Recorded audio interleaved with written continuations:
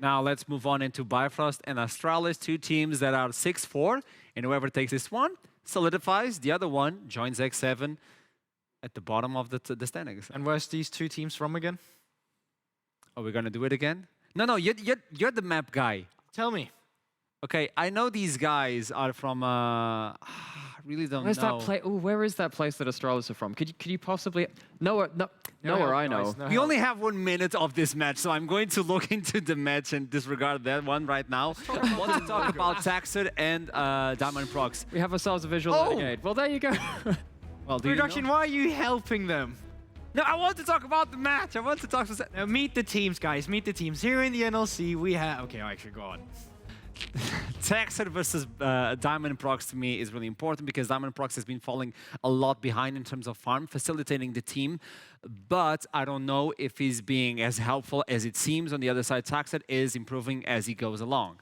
It's been very good when Bifrost and particularly Diamondprox have been helping their lanes when it's bot lane. I feel like when it's the Kalista Renata, Kalista whatever, at that point, you have the Wukong, you're setting them up, you're diving, dive, wrecking ball of the Kalista. At that point, your bot lane becomes the jungle diff for you because they're pressuring out the enemy jungler.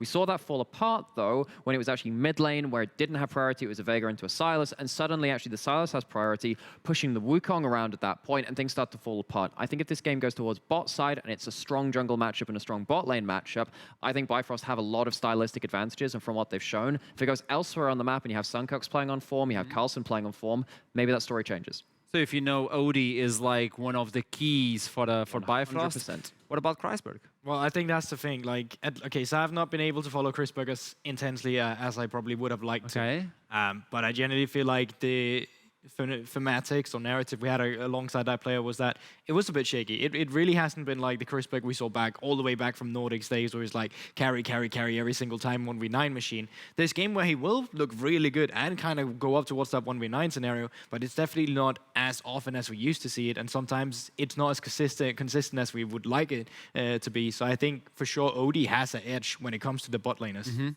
And it's a game that's going to separate these two teams that are still fighting for the same spot. So without further ado, toss it to the champion select for the last one of the day. Astralis versus Bifrost. By the way, if Bifrost loses this one, they'll be at the bottom of the playoff spot. Tied with X7, right? At X7. The two teams that won Spring Split. One regular, one at the end. This is really, and really considering, crazy. you know, so the level that they showed at EU Masters, the level that they showed against each other, particularly in the upper bracket match where it was that 5-game series, you know, it has been a long way since then. You know, we've had some changes to the roster, we've had some changes to the meta, but for them to fall this far down, and to have other teams launch beyond them is crazy to see. You know what I'm saying this? Because Summer Split is so good. It's so spicy in my opinion. NLC Summer Split is the best season we have so far. Okay, moving into ban phase here. Interesting that we see, for one, Seraphine has not actually been touched. I think this is the first game so far it is. where that has been the case.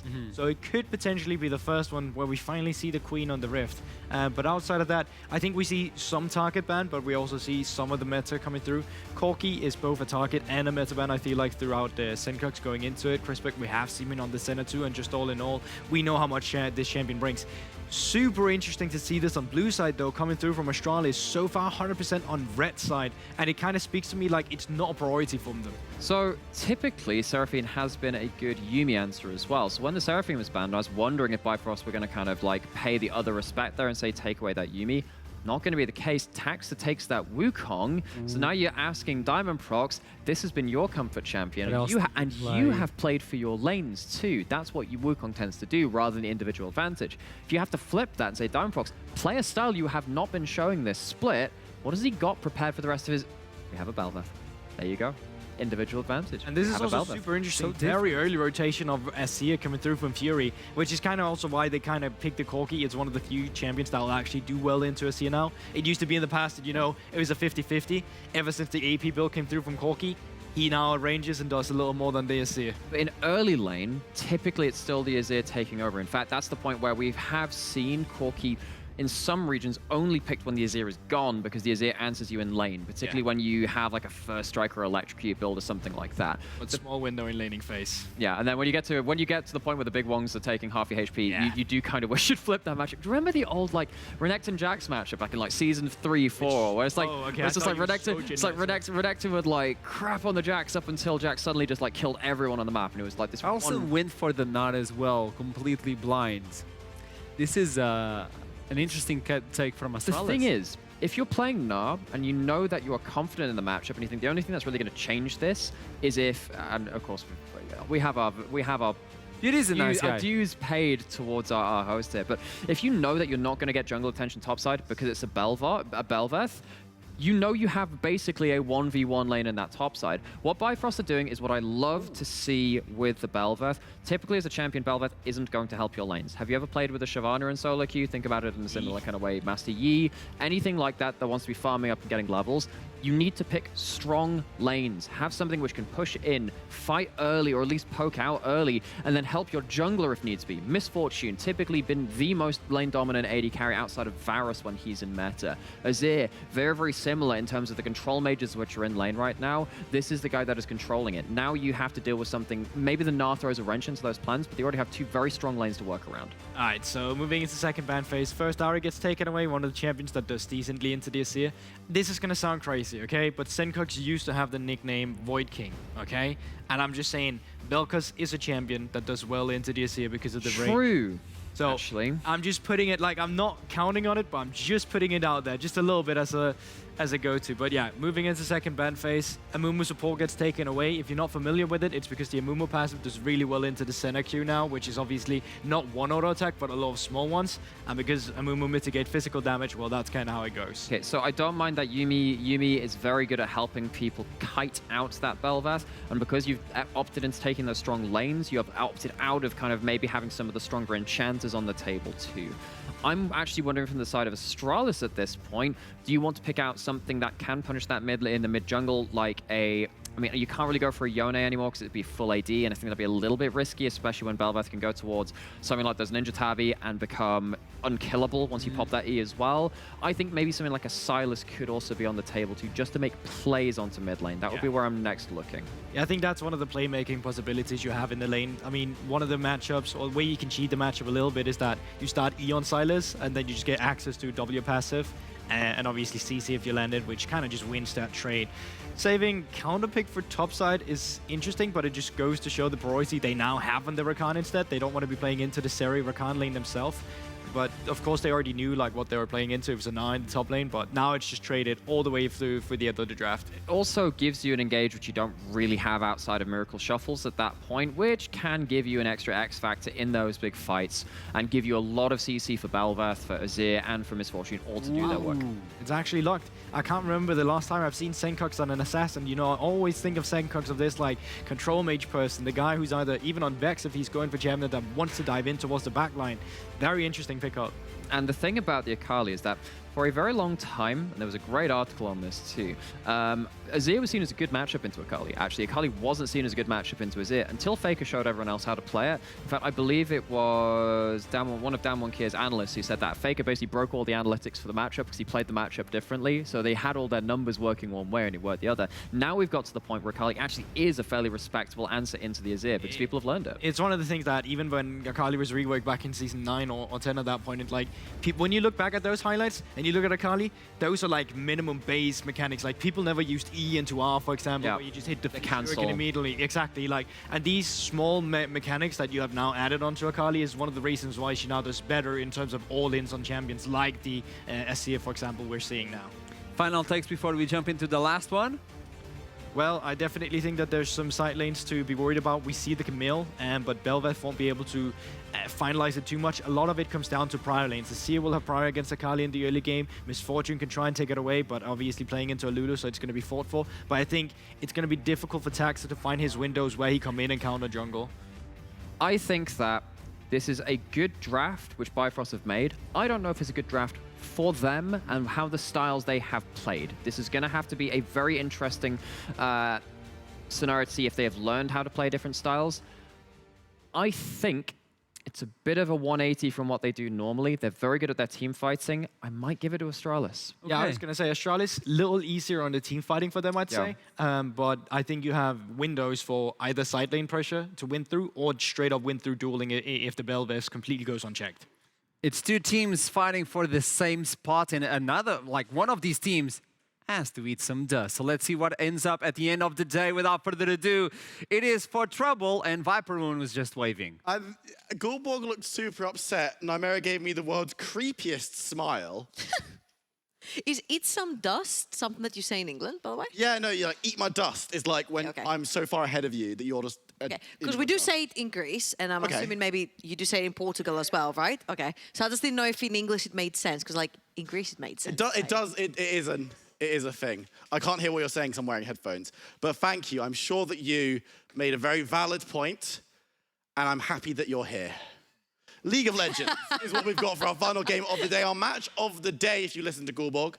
I tend not to, but on this occasion, I'll let it slide. We've got Astralis talent. We've got Bifrost. These two teams fighting to get themselves into the mix for that top two conversation. JDXL and Riddle have it on lock at the moment, but one of these teams can make a statement here today. Yeah, absolutely. And for Bifrost, this is very important victory because they're coming out of quarterfinals of EU Masters Spring 2022. They were a second seed, making it all the way from play-ins to quarterfinals, falling to a Golrogue, who is, by the way, undefeated in Ultra Liga currently. Correct me if I'm wrong. Excuse me? Being undefeated in Ultra League, like... It's easy, no? Yeah. Yeah. Okay, I wanted to show that they're really strong, and that's why Bifrost lost to them. Okay, yes. Okay, so Ego Rogue are really Bifrost, good of at League of course, Legends. Making a bunch of changes, very important changes. Because changing two of your moving gears, which is support and jungle, changes the dynamic of your entire team, and also the playstyle of your entire team. We used to say with Z-Boy and Duel in the team that Bifrost above 25 minutes, undefeated. You cannot defeat them in team fights. They're too stellar. The button pressing is too good. They just work after 25 minutes. Damn, they press This particular Bifrost, I think Diamondprox has brought, I would say, some early game spree for them. Usually on champions like the Wukong particular or the Volibear, he would drop a bunch of his farm to get their lanes going, get his lanes going in the early game. This time it's not going to be the case. Because we prepared a topic to talk about where it's like Diamondprox drops his jungle and tries to get laners ahead, which works for them. So far, it has worked for them. This time, he's going to be on a more quote-unquote selfish jungler. This is the Marksman Udyr that you see on your screens right now. It is Bel'Veth. The more she consumes, the more attack speed she gets, because this doesn't scale with her levels at all. And every single one of her spells scales also with attack speed. Marksman Udyr. That's a Marksman Udyr. It's a farming jungler, therefore it's an Udyr. But it's a Marksman Udyr. Is it not more of a Kindred angle? No. See, Kindred is also Marksman Udyr. But Everything is Udyr. If it farms, it's an Udyr. I had the idea long ago, and this is a tangent, I'm aware, but that every champion is just Annie with one difference. Annie? Like, Azir is Annie, but just has soldiers, you know? No. Yeah. No. And like, Gnar is Annie, but just angry sometimes. Gnar is more like Annie's Tibbers.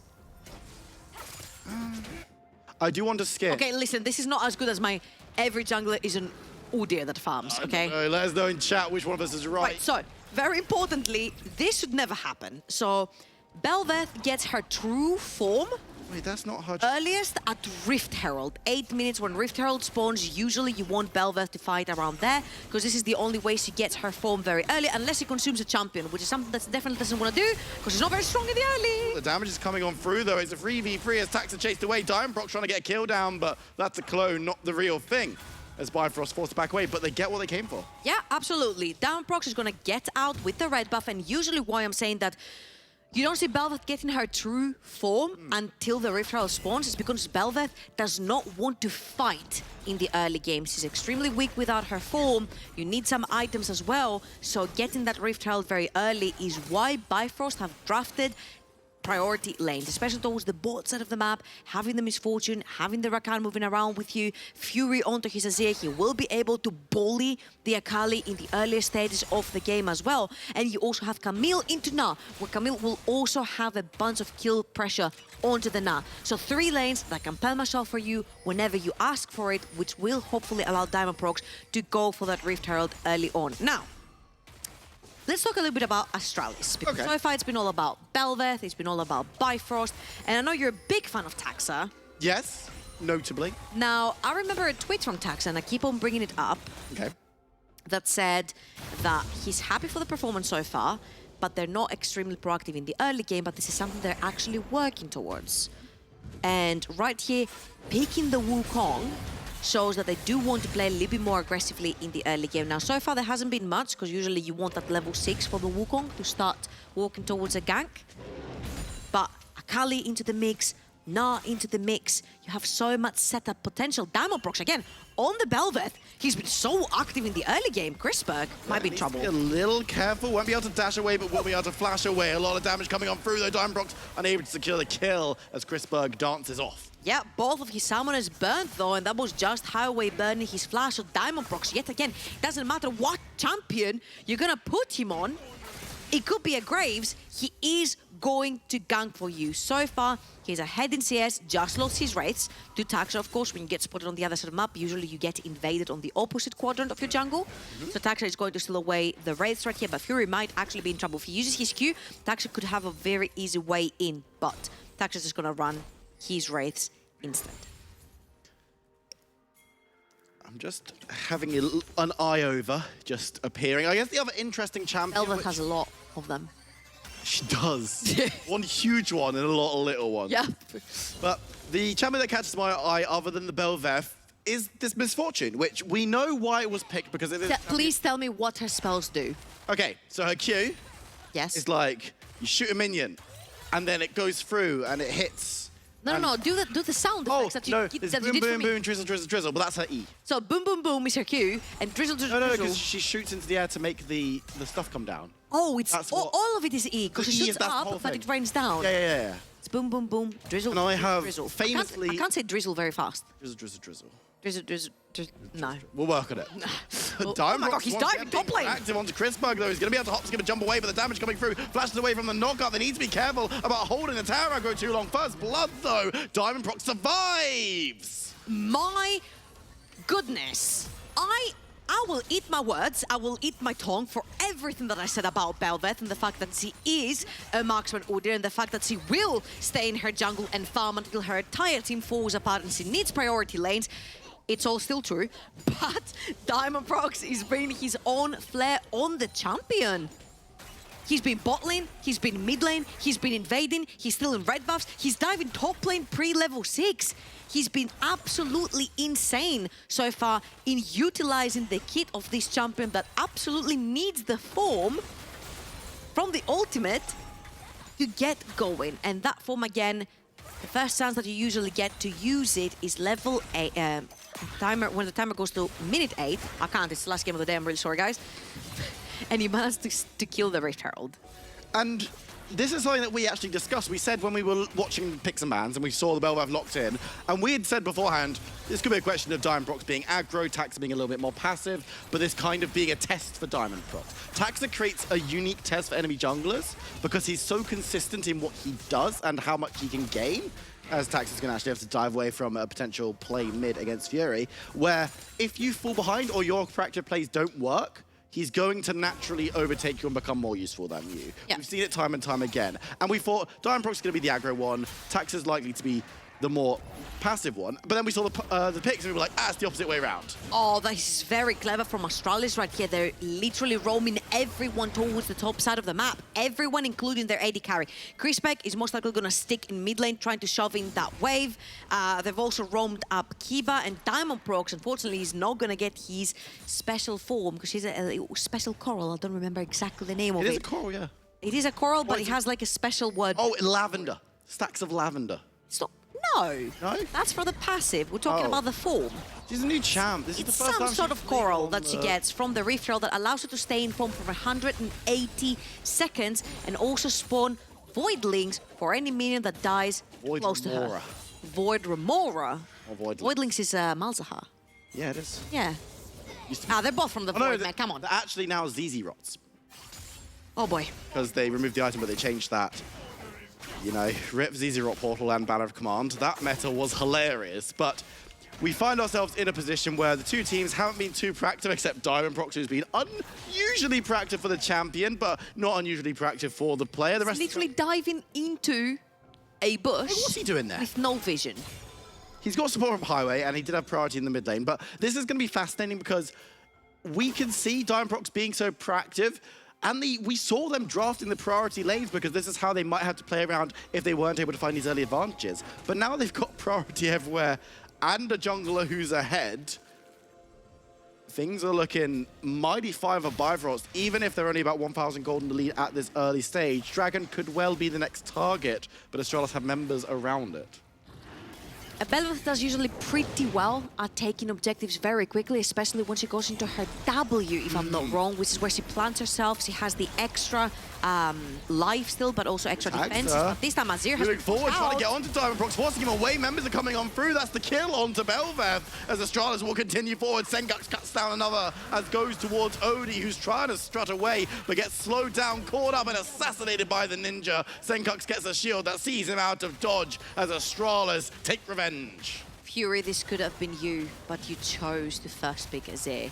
Obviously, I'm joking right here because Fury is really huge on Akali, but this time in the hands of Sencux, it looks nothing but stellar as well. And again, Astralis right here have the setup because they're pushing Fury away from this fight. When you don't have the soldiers, when you don't have this wall to separate your team from the Belveth and keep her safe, and also give room for your misfortune to be able to ult, then one by one is going to get chased down by Sencux's Akali with a bunch of heals and shields and speed-ups from the Lulu.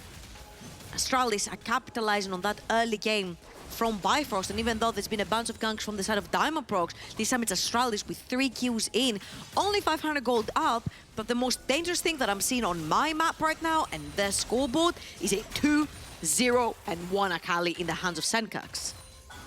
And so we might have to revert our narrative, but can we do that? Can we say, look, we saw this aggression from Diamondprox in the early stages. That Dragon has kind of flipped things. Are we now going to return to a farming Belveth with lanes keeping priority so that we can look towards the second Herald maybe as a big priority? Okay, so I'm just really interested in knowing the perspective, and obviously the guys are going to have an interview after with whoever it is, but I feel like the way that Diamondprox is playing the Belveth is very unique. Because yes, usually we do see the Belveth actually perma-farming until she's extremely strong. Now has Blade of the Ruin King as well. We usually see the Kraken Slayer, Stride Breaker. We've seen Frostfire Gauntlet as well being used onto the champion. So we'll see which mythic Diamondprox chooses to go with in this particular game. But usually you farm until you mythic item, and then it's the time that you want to start fighting. Unless you take the refill and you can have your form for 180 seconds, then you try to force a fight while you're in form. But right now, Diamondprox and Bifrost were not able to grab the Rift Herald. In fact, Taxis is going to pop the Rift Herald mid, attack Fury a little bit also, and try to give a lot more gold to Sencux. They've also roamed Kiba all the way to the mid lane to make sure that Sencux does get his share of money.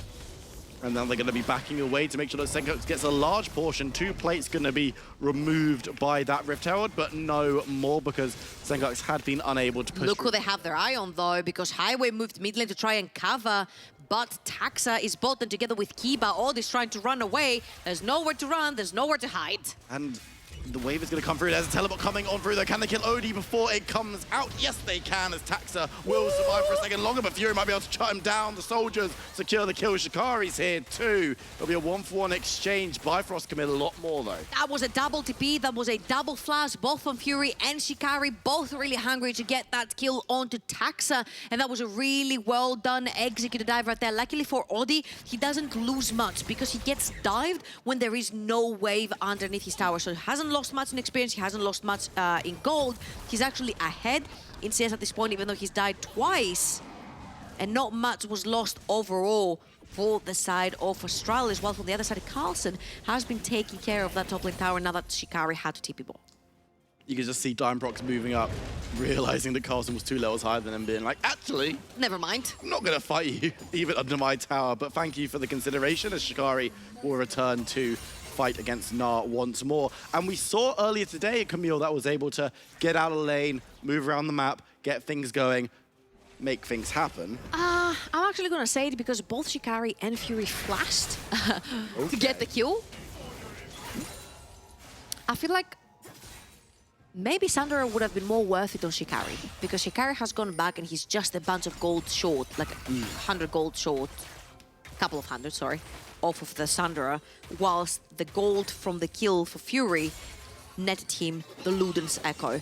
Now, the thing is that because you want to be fighting towards the top side and Rift Herald is just so big for you and Belveth, having the Sandra onto Camille, being that side lane threat, I think it's much more important than a bunch of a poke that Luden's Echo does in the mid lane. As you can see, Fury cannot actually permanently shove that mid lane because he's scared right now because Rocket Bell has been purchased for Sencux and he can get 100% to zeroed really quickly if it lands. So having that Sandra Camille might have been more worth it in the long run, making sure that the Gnar is always constantly under pressure and under death threat. But this is going to be yet another Rift Herald that Taxo is very wisely going to take away from a Belveth, the second one that gets, and the last one that gets denied. I'm going to ask you this question because it's something that at a certain level becomes, it changes in importance. How vital is it for Belveth to grab these kind of neutral objectives, especially the Rift Heralds that allow her this enhanced form? I'm gonna wait for you to answer that until this play has been made because it looks like Taxa wants to try and get an engage. Wolverland knock up on Super Highway is gonna charm out. That's the Misfortune Ultimate as Wukong spins away, but members chase forward. Zeri shooting freely as they grab the first kill of the fight, killing spree over as Sencux assassinates more. It's 2 for 1 deal. Fury now stepping up. Shikari's here as well. Might be looking towards Chris Berg. The Emperor's Divide will divide Kiva from the rest of the team, but Zeri's free firing and takes down Shreem as king. Shikari chased away, but Chris Berg still free firing on to the Camille. Should be able to dive away, but Astralis fight and Dragon. That is such clutch play right there and such good decision making from the side of Astralis. Again, we've had teams that pull the trigger and the entire team follows up. And this shows you what happens when we're past the halfway mark. In a split, teams get together, they've gelled together. And Astralis shows how important that early game fix was for them. They're making the proactivity work. They're making the more aggressive plays, if you will, that they didn't have at the start of the split work for them. And the moving force for all this is Taxa, making sure he gets his engages, making sure he takes away the Rift Heralds. And yes, not having that enhanced form for Belveth really does hurt her. This is where most of the damage comes from. This is where most of the survivability comes from for her. And you see how volatile she is. Really nice dodge on the bullet time right there from everyone from Astralis. And look at this. Sencux is going to follow through. Watch Kiba. Because yes, Sencux gets a very clutch double kill, but he flashes to E his mid laner so he doesn't give the shutdown away.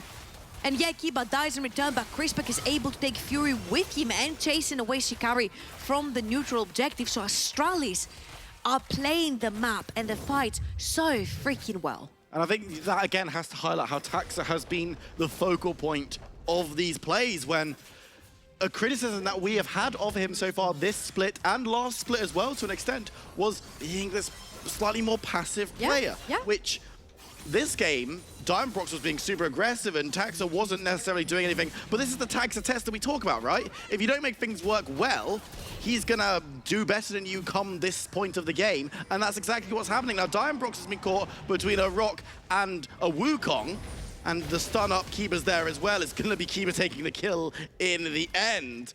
But Astralis, they're just moving from gear to gear seamlessly, and now Odie's in trouble. Lane. He's going to get taken now. Sencux on the other side will actually be the one securing the kill as Highway looking for a route out. This is pretty insane macro we're seeing right here from Astralis as well. The fact that they commit 3 members top lane to punish Diamondprox yet again. You have Sencux flanking in the middle while Crispek is engaging onto Odie, who's trying to shove in the wave as well. This is pretty good coordination coming from the Danish roster because we have a certain Dane in the back who's given, I'm assuming, Astralis the momentum bar favor right here, which I agree with very much as well. They seem to be ahead in tempo. They seem to be ahead of the play. They've taken both towers in the mid lane. They've taken the towers in the top side of the map. And we're talking about what mythic is Diamondprox gonna go and choose. This is going to be the Frostfire Gauntlet. It's the more tanky version that we've seen from Belveth. I don't necessarily mind it because you've got Azir, you've got Misfortune, you've got Camille. There's a bunch of damage coming in, so bringing in a little bit more of a tanky version of a champion doesn't necessarily hurt, although we did see it in the LEC. Xerxes played it.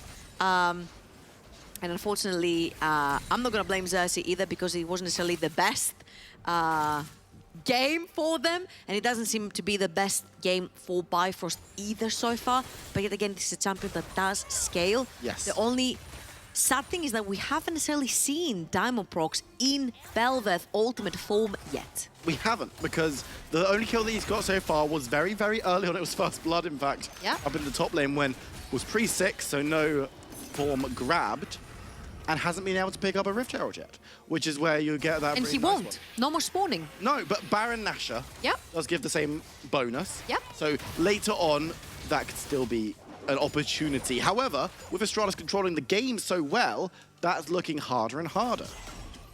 Yeah, and as you can see, you've got the Azir that went more for utility route as well. We have the Rallies second for Fury coming in, trying to slow with these soldiers, making sure that you get a lot more use out of your Misfortune ultimate as well, with all the slows going down and the Rakan ult. But as you can see, Astralis are playing them up really well. They've shoved in a mid lane wave, they've shoved in a bot lane wave.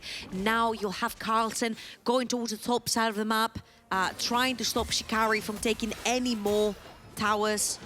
And this is pretty much clean play coming in from Astralis. We do criticize them for being a little bit, you know, slow. Other people have said boring. I think this is pretty clean for this game. Taking away all the heralds, taking away all of the neutral objectives in general, dragons included from the side of Astralis, whilst making sure your two main carries are fed in the process. I'd say quest completed. Well, not completed, because they're still in-game. There's a follow-up quest when you return it to the... Oh, right, so you return it to the quest giver and it gives you another one. Yeah, exactly. And It's like, wow. Ugh. Gross. Okay, so have you heard about Belveth and how fast it takes Baron? I have. Unfortunately, have you heard the one about Astralis collapsing on Belveth?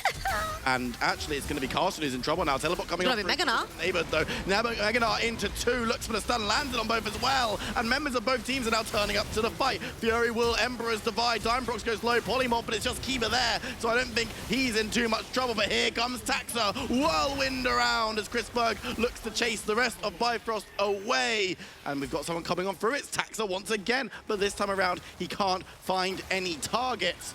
Baron.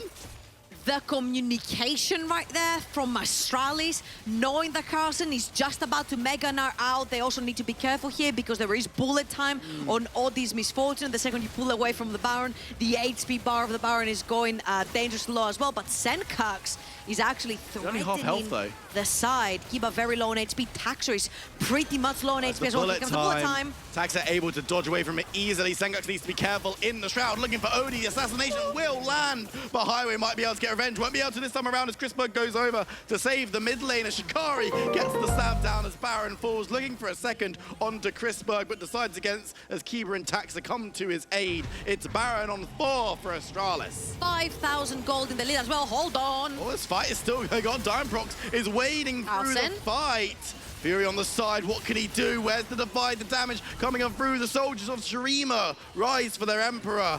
But Astralis do not care. Gnar into 2, and that will be 4. Highway respawns to spare the ace, but triple kill to Carlsen. Absolutely beautiful now play. Again, communication on Astralis is spot on. They see Carlsen initially get caught. They pull the double TP on him to get onto his aid because they know he has that Meganar to be able to stay alive and actually trap members of Bifrost. Only Odin Highway stay alive, but Sencux plays this Akali to perfection, pretty much assassinates Odi, stays alive. Chrisberg then will come to his aid to pop the heal, making sure Sencux doesn't die. Shikari then has time after all this time to actually spawn and TP back in to this fight. Baron is gonna go down. Shikari sees the opportunity very wisely right there. Everybody's pretty low from the side of Astralis.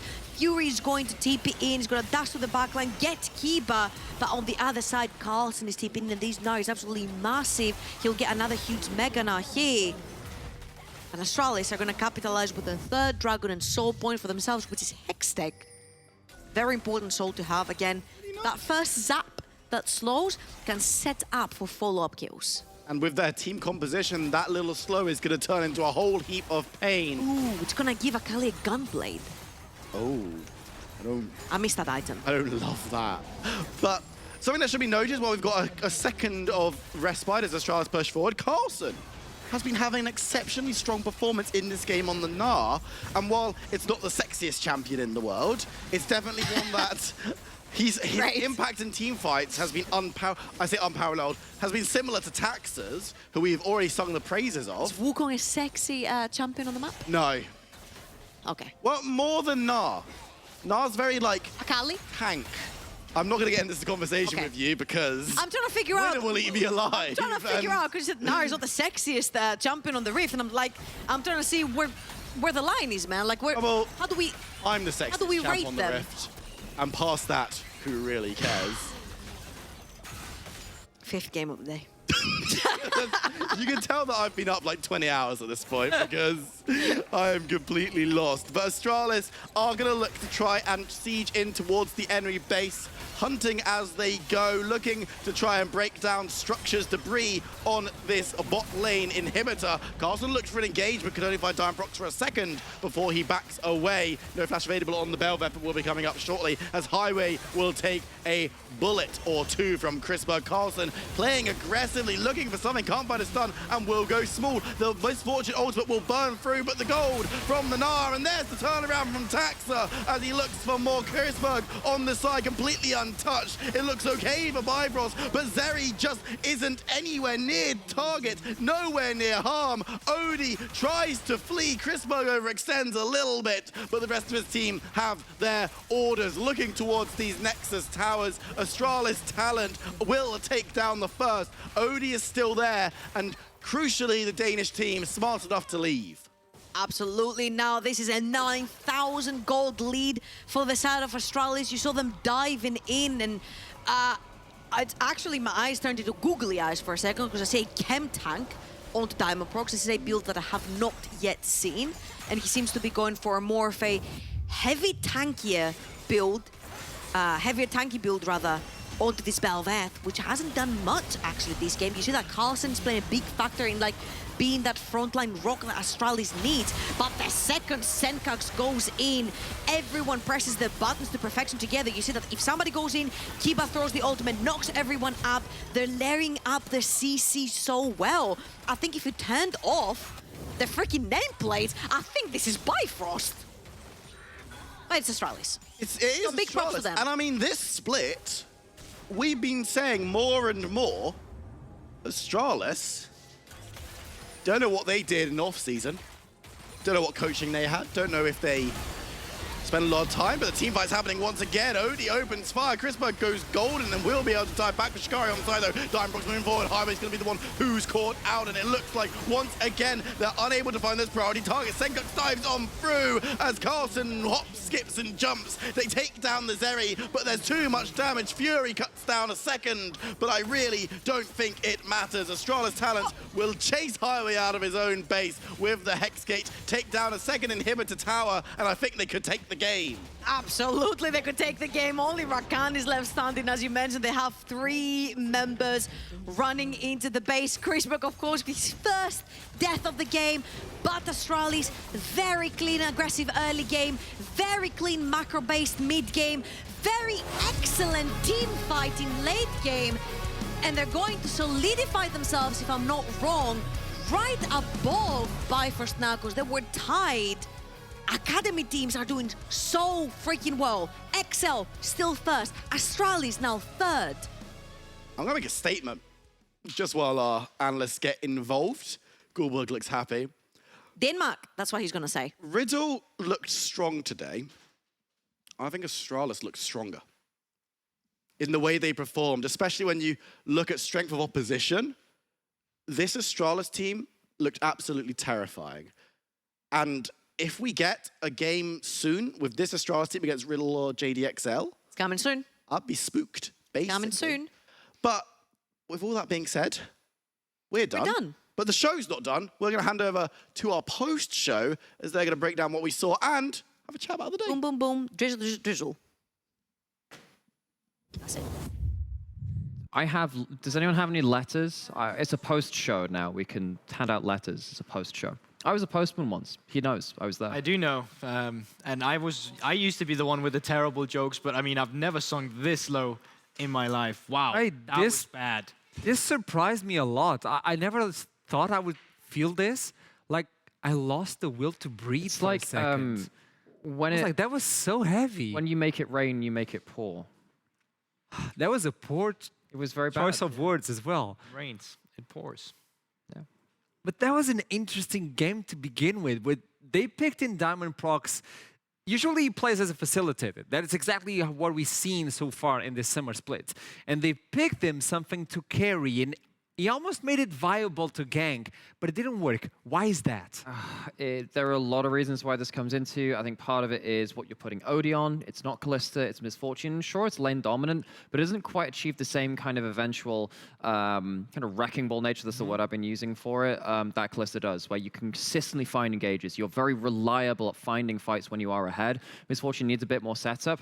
But everyone needs more setup on this team. You're asking Highway to do so much on the Rakan, and there's only one support there to do it. And I also think this is a really crucial game in terms of the context of the meta game as we're talking about. Because, I mean, we talked about it a bit earlier, but why is it that the jungle meta is so heavily focused on something that has agency in terms of gank prowess and setup for lanes, as to picking a jungler where your lanes play for you instead? I think this is a really good game to tell that story as well.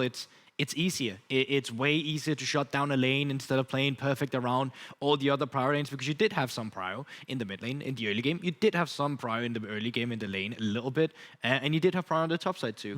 But it's just way easier once that level 6 to come through. Oh, I'm playing against Lulu Seri, so all of a sudden they get lane prio, they push it in. The enemy Wukong comes down bot, just gank Odie over and over and over again.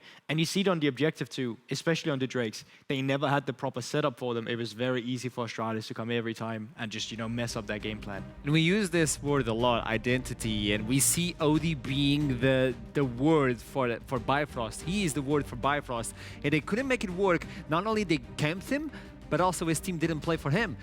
And you reach a point where you cannot do anything. And we're looking at these clips now, and we basically have 2 dragon fights back to back where you know that Bel'Veth's whole thing is going full clear and going towards objectives, but they don't have the prio. They've cut corners to try and get towards these objectives at this point. It feels like someone's saying, oh, we just got to go, and then they get way too far into that objective. They don't get to defend their own position, and the Sencux absolutely runs them through. I was going to say, big fan of the mechanical display and the lack of hesitation we saw in Astralis today.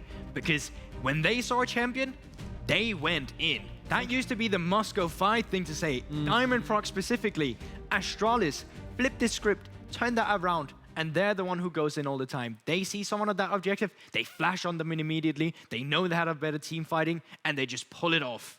And think how different this is, and we have to take a moment to say this now, from Spring Astralis Talent, because that was a team which was solid in lanes, slow, directionless in mid-game. They struggled when they didn't have go buttons. When they had them, they didn't know when to pull them. This is a huge glow up for a team that we wanted to succeed in Spring. They didn't, but come summer, they're starting to show us what they're made of. A different team to the stars at this point, and let's talk with one of them, Sencux, from the mid lane onto this part. That was a beautiful game you guys presented us today. How are you feeling? Yeah, I mean, it was a pretty good game actually overall. Like, I think, it was probably our best game that we played. So yeah, I'm happy with it. Specifically versus Bifrost, a team that was tied up with you guys, and now you release yourselves from other teams. You're looking into the top of the standings. Did you think this would be possible at the beginning of this split?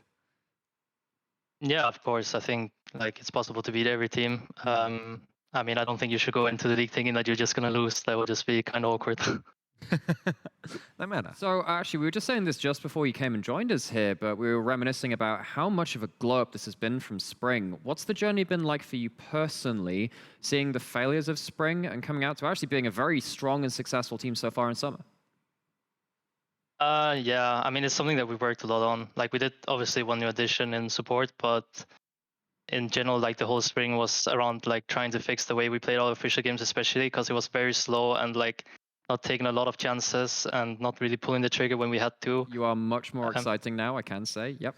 Yeah, exactly. Like now we actually somewhat pull the trigger. There's still like a few hiccups in some games, but I would say like it's just that's 10 times better now than it was in spring. Cool. Well, obviously, as you said there, probably one of the best games you had. And now after this game, you're probably going to win the league. I'm sure of it. So moving forward to European Masters with Astralis, who of all the other Danes out there are you most willing to face? Because you've had a few people, you know, Doxy, Maxi, Gooby, loads of names out there. Who do you want to beat at European Masters? Yeah, if I had to pick one, I need to beat Maxi with his bald head. Fair enough. If you lost, would you go bald yourself? Nah, there's no way. No way you'll lose, right? Of course not, of course not. Thank you so much for this interview. It was a pleasure to talk with you and to see this gameplay from Astralis. You guys keep flying to the stars, man. Congratulations. We'll try. Thank you. Yeah. It is really hard to pull back the interview from EU Masters. I'm like, I want to talk about the game, but now if it does happen, you have this gem. I have a lot, yeah. You can use for that one specific moment. If not, everyone's going to forget about it. Anyway. But no, it's really interesting to see that they know where they are. They're working on the, okay, we did really good in scrims, but we need to translate that into official games and they finally get it. And it's no longer like strength of the schedule. We use that in Spring Split. It's no longer that. They're playing top-tier teams and they're killing it. So maybe the EU Masters Astralis is not a far-fetched. Yeah. So we've been focusing on the Astralis side of this quite a lot. Yeah. I also think on the other side of it, I think at this point, you got to start questioning some parts about Bifrost.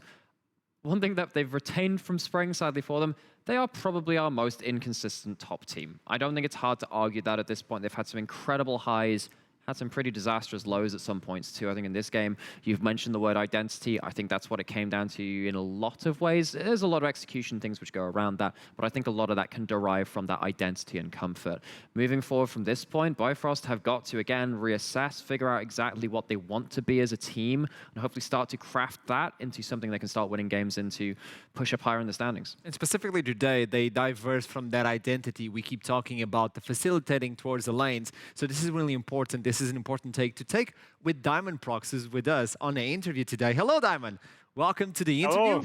And a really interesting take. We usually see you facilitate every single lane. You're like the guy that gives it all to the team. But today you played with the Bel'Veth. Can you explain to me why the Bel'Veth and the way you wanted to play this game? I just like the champion. I think it's kind of strong as well. And I think it's one of the best junglers right now.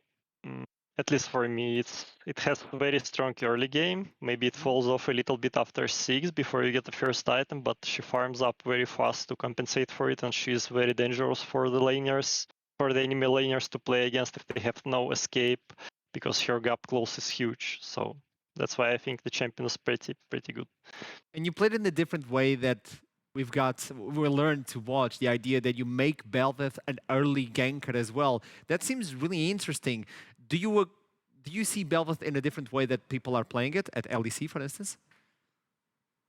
I think people still haven't figured out her too much, because when I played her the first, 10 games, I mean, she was a little bit different back then because Riot buffed her 50 range and it made a huge difference, but I felt like a clown, as a player playing Bel'Veth. I was very useless until I figured out how exactly the champion works. And when you play her more and more, you realize that her power lies not only in power farming and scaling, but actually in the insanely strong early game. And that's, I think, what most players are missing right now who are playing her. But as people will get better on her, I think they will figure it out. Okay, interesting. I'm sorry, I got super distracted. Is that your cat down there? It's so cute. Yeah, it is. Wait, can you show it? Yeah. This is really what I come here for. Oh, God. It's beautiful. The one cat I wouldn't ban in solo queue. that was your.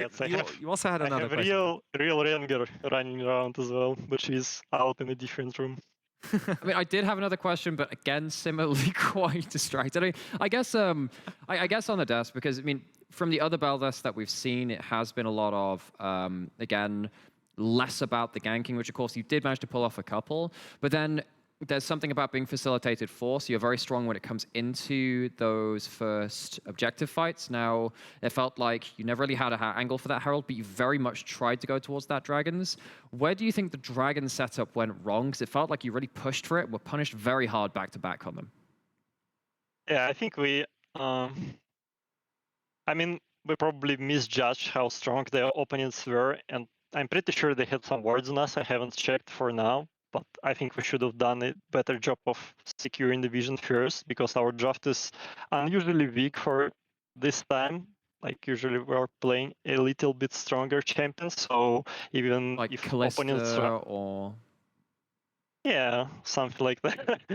Yeah, and if people like run at us, we can actually fight them back, but here we stood no chance fighting them. That's why we got destroyed and demolished, and that's why the game went to... Like, it was a disaster. One final question as well, Diamond. The idea that Bifrost were the regular split winners in spring split, and now you guys are almost at the last possible place for the playoffs. Is the team worried about this? How is the mental state from Bifrost? How do you feel they are? I think for now, we're not too worried about that. I think we're still, like, it doesn't... In the end, I mean, every game matters, right? But you cannot affect it more than just playing good and preparing good, right? So I don't think we should be too afraid of losing those games. It's like, that is what it is, and we have to just improve from here and turn it back around. Win more games, basically. Get good, lol. It's interesting, yeah. Congratulations, regardless on that. I really enjoy watching Bifrost play, and you're a really good addition to it. So thank you so much for another great interview, Diamondprox, and I'll see you soon. Okay. Beautiful cat, though. I did like the cat. That was one of my favorite moments of today. Yeah. Yes. Yes. There is a reason there is the hashtag NLC Pets, which you should totally use and show us your floofs. Don't you have a floof? No, I'm lonely at home. Oh. This was an interesting day, week 6, day 1, where we saw a lot of surprises. And if you can, what was the biggest surprise for today, for both of you? I don't think it's pretty out there. I think that M&M upset over X7 has got to take the upset. I think that, you know, I have a high opinion of the ceiling of a team like M&M and many other teams in the league. But seeing it and actually seeing them finally cross the finish line, it does give you that real sense of like satisfaction, being like, finally did it. Because, you know, I'm not a biased caster when it comes to a lot of the NLC teams, because I actually just like seeing all of them succeed because we've got to know them pretty well. Finally seeing an M&M get that win was really important. It seemed really cool. Listen, this is a European regional league. You are allowed to be biased for different teams here. Like when we get to no. Scenes here. When we okay, but when we get to EU Masters, that's when we turn that on. Well, I turn that on. You don't anymore. I do. Just for And it's interesting that you're talking about M&M and X7, because we're going to bring you the play of the day by MasterCard. And I believe it's from that game. To be this one. Take a look. Has to be. Thank you, MasterCard. Yeah, I mean, this is after a couple of team fights had already gone wrong, but this was such a masterclass of why this champion is so high pick and ban in the Swain across so many major regions at this point. Camera just runs them through in this team fight. Yeah, I generally feel like it's been a thing he's been trying to make work for so long, and it finally happened. The reason why this is a beauty is this 3-man never move. Like, one of them even flashes into it, but it's just absolutely beautiful seeing it, the setup, you know, the kind of fear in his enemy as they're just trying to get away, but, you know, just not able to get away from that demonic ascension. Pure beauty coming out from Chimera. It's just a stat check where it's just like, I have enough HP and I have enough damage. I don't care if you got shutdowns on the Draven early on. That's it. Fight's over. It's a big reward for someone that came from the 2nd division to face off X7 and win with this pick. And for so long as well for Chimera. Yeah. You know, like even UKLC for the longest time. So yeah, good things to see. Good things to see. So let's see how the standings are right now, because today, well, it was an interesting day. Riddle in 2nd spot so far. Astralis following it up with Dusty. X7 and Bifrost are standing tied up in 6th place. Actually, no. X7 is in 5th one because they have the upper lead versus Bifrost. And then we see Vanir, M&M Gaming, Nuriki, and Singularity still struggling to find the first victory. I mean, Goldborg brought this up earlier, but actually I hadn't been thinking about it in terms of the other relegation team that we're likely to see, because at this point, you know, Singularity are likely to be one of them. Of course, maybe they find a miracle cure, and there's plenty of games left to try and escape that. But one of M&M and Nuriki, who are looking pretty hot right now, are likely going to be that. And Vanir, of course, being a win above them, one of these teams has to go down to the relegations, and that's actually where my eyes drawn first. I mean, yeah, it was my statement earlier, so I agree with what he said. You're looking to a team that won versus X7 that may get into relegation. Yeah. That is the secret to analysis. Just say what he said before. Shut up. Hey, it's a good take. Yeah, I mean, in general, I think we said it kind of last split where it's like, wow, our league is so competitive. And then, of course, we had like 3 or 4 teams that are struggling a little bit. This time around, I think even these teams like are really competitive in terms of trying to get away from that relegation. And also very, like, not so much top-heavy as it used to be, where we were like, well, we have 3 established good teams, Bifrost, X7, and JDXL. And then just the rest are just playing catch-up. That's not the time. That's not the thing this time around. So I think it's really interesting just tuning in for whatever it is that's playing right now, because every single day, there's at least 3 matchups or 4 matchups you can look forward to. Oh, let's show them then. What do we have in store for Wednesday for you? Week 6, day 2 with the schedule. We have a specific game, which I believe is really interesting. Yeah, we'll lure them all. Bifrost versus Nuriki. Bifrost are struggling right now, and Nuriki could use this opportunity to rise above the occasion. JDXL versus Riddle Esports. Not even going to say anything. X7 versus Dusty. Team Singularity versus Astralis is going to be a rough one. M&M Gaming, after winning versus X7 versus Vanir. I mean, take your pick. Just take it. Okay, so Riddle and JDXL is really not that important. What it's really I'm kidding. What's really important as well at the same time, M&M and Vanir, for the same point Nymera just made. See, I'm stealing your point, right?